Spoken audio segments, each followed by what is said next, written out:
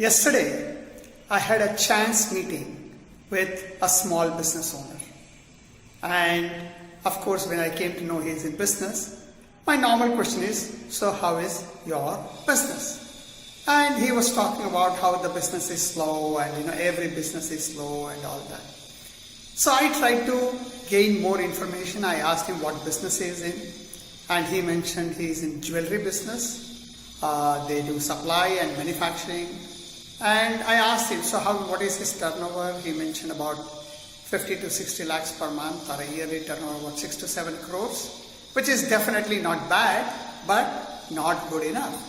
And he has been in business for 20 plus years, and he was not satisfied, so he was looking for some more business, some other ideas, etc. So I asked him, does he know what is called upselling, cross-selling, etc.? And his answer was no. So I gave him an example.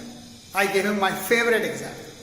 And that is, let us assume for a minute that you and I, we are both going from one place to another.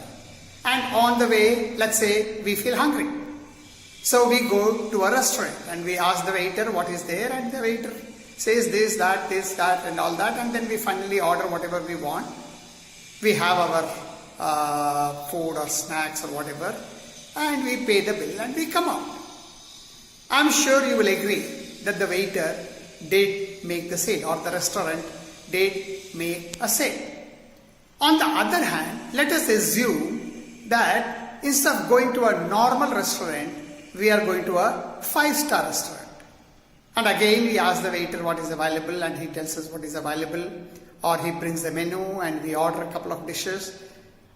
Now this waiter, instead of just taking the order we have given, he asks or he suggests, sir, this is super special, or this is our special for today, or this item will go very well with that item which you have ordered, or this is our restaurant special, etc., etc. So he tries to increase the size of your order. Now why does he do that? He does that for a few reasons. Number one, he knows if we have come to a 5-star restaurant, the money is not the biggest challenge. Number two, he knows if we have come to a 5-star restaurant, we have not come there just to eat. We want to have an experience. Number three, he knows that if you and I, we are both in the 5-star restaurant, chances are you are my guest or I am your guest. So one is a guest, one is a host, and the host always wants to impress the guest. So the chances are whatever he suggests will be accepted. And last but not the least, he also knows that his tip is going to be directly proportional to the size of the bill. So he wants to increase the size of the bill along with a good experience for us or for the customer. And so finally we eat and we come out. And then I asked, what is the difference between the first waiter and the second waiter? And then I shared, the first waiter is what I call in my language order taker, whereas the second waiter is known as the order maker. Now if you are a business owner, if you are an entrepreneur, if you are a startup, which kind of waiter would you like, or which kind of a salesperson would you prefer? An order taker or an order maker? Before continuing, let me know your answer in the comment box. Whether you would prefer an order taker or you would prefer an order maker.